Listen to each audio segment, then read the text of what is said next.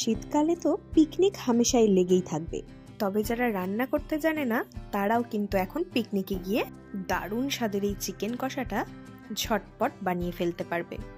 আজকে কোনো রকম ম্যারিনেশন বলো বা প্রেসার কুকারে সিটি দেওয়া বলো বা ঢাকা ঢুকি দিয়ে রান্না করাই বলো, কোনোটারই কিন্তু দরকার নেই। যে কেউ কিন্তু এই রেসিপিটা বানিয়ে ফেলতে পারবে। তাহলে দুর্দান্ত স্বাদের এই চিকেন কষাটার রেসিপিটা শুরু করা যাক। চিকেন কষাটা বানানোর জন্য প্রথমেই আমাদের যেসব উপকরণগুলো লাগবে সেগুলো আগে দেখে নেওয়া যাক। আর আমি 2.5 কেজি মাংসের হিসাব করে কিন্তু সমস্ত উপকরণ নিয়েছি মাঝারি সাইজের 4টে রসুন, যেগুলোর কোয়া ছাড়িয়ে নিয়েছি, আর নিয়েছি 100 গ্রাম মতো আদা, আর 3টে মাঝারি সাইজের টমেটোকেও কেটে নিয়েছি। যেহেতু আমি কোনো রকম টক দই ব্যবহার করছি না, তাই এখানে 3টে টমেটো ব্যবহার করছি। আর এখানে রয়েছে 600 গ্রাম পেঁয়াজ, যেটাকে আমি খুব পাতলা পাতলা স্লাইস করে কেটে নিয়েছি। এছাড়াও ঝালের জন্য প্রায় 19-20টা মতো কাঁচা লঙ্কা আর 3টে শুকনো লঙ্কাও নিয়ে নিয়েছি। আর লাগছে বেশ কিছুটা ধনেপাতা কুচোনো।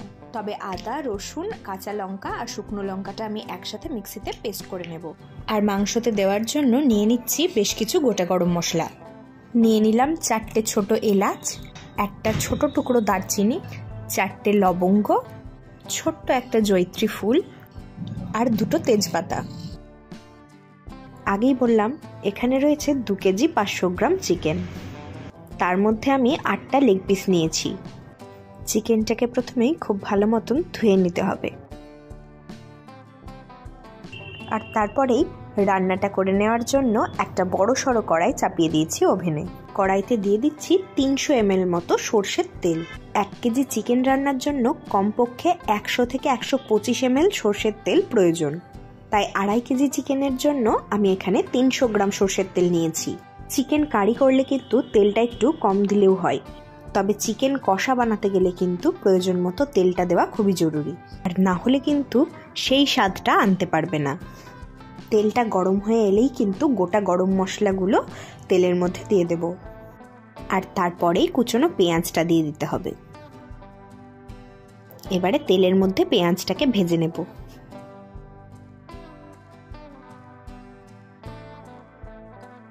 আর পেঁয়াজের কালারটা হালকা একটু চেঞ্জ হয়ে যখন এরকম গোল্ডেন হয়ে আসবে, তখনই কিন্তু চিকেনগুলো দিয়ে দিতে হবে।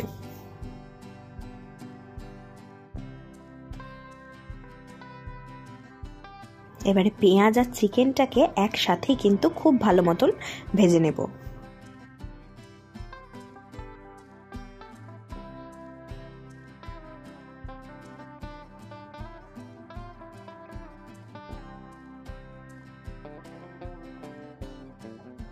দেখে নিশ্চয়ই বুঝতেই পারছো যে চিকেনের কালারটা ভাজতে ভাজতে একটু চেঞ্জ হয়ে এসেছে, মানে এরকম সাদাটে হয়ে এসেছে।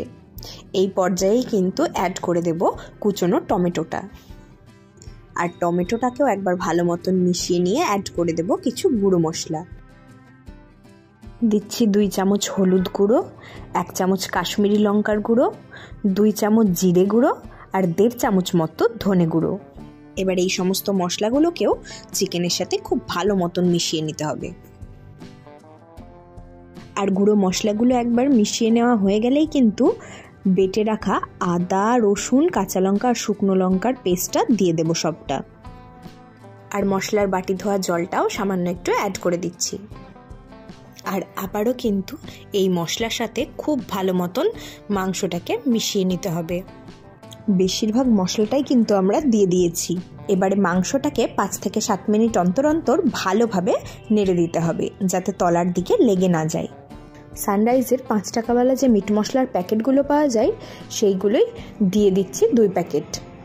আর এই পর্যায়ে কিন্তু আমাদেরকে স্বাদ মতো নুনটা অ্যাড করতে হবে। নুনটা যদি আগে ব্যবহার করতাম তাহলে চিকেন আগেই জল ছেড়ে দিত, তাই মশলাগুলোও কিন্তু ভালো মতন কষানো হতো না তেলে। সেই কারণেই কিন্তু নুনটা এখন দিচ্ছি। যেহেতু আজকে চিকেন কষা বানাচ্ছি, তাই মাংসটাতে 1 ফোঁটাও কিন্তু আমি জল ব্যবহার করব না। ওই যে শুধু বাটি ধোয়া যেই জলটুকু দিয়েছিলাম, সামান্য একটু ওইটুকুই। চিকেন থেকে যে জলটা বেরোবে তাতেই কিন্তু মাংসটা একদম প্রপারলি সেদ্ধ হয়ে যাবে। আর এই চিকেন কষাটা বানাতে কিন্তু ঢাকা দেওয়ারও একদমই দরকার নেই। মিডিয়াম ফ্লেমে কষিয়ে কষিয়ে রান্না করলেই দারুণ টেস্টি এই চিকেন কষা কিন্তু রেডি হয়ে যাবে। তবে আবারও বলছি 7-8 মিনিট পর পর কিন্তু খুব ভালোভাবে একবার করে চিকেনটা নেড়ে দিতে হবে, যাতে তলার দিকে লেগে না যায়। চিকেন কষাটা বানাতে আমার ওই মোটামুটি 45 মিনিট সময় লেগেছে। সবশেষে ওপর থেকে ধনেপাতা কুচিটা ছড়িয়ে মিশিয়ে নিচ্ছি। আর ধনেপাতা কুচিটা মিশিয়ে নিয়ে ঢাকা দিয়ে গ্যাসের ফ্লেমটা অফ করে দিলেই কিন্তু চিকেন কষা আমাদের একদম পারফেক্টলি রেডি। আর ঢাকাটা দেওয়ার পর 10 মিনিট অপেক্ষা করতে হবে, তারপরে কিন্তু সার্ভ করতে হবে। কি তাহলে শেখাতে পারলাম তো চিকেন কষা বানানো কতটা ইজি? বাড়িতে বানিয়ে কিন্তু অবশ্যই কমেন্ট করো কেমন হয়েছে। আবার কথা হবে নেক্সট দিন অন্য কোনো রেসিপি নিয়ে। আজ তাহলে আসি, টাটা।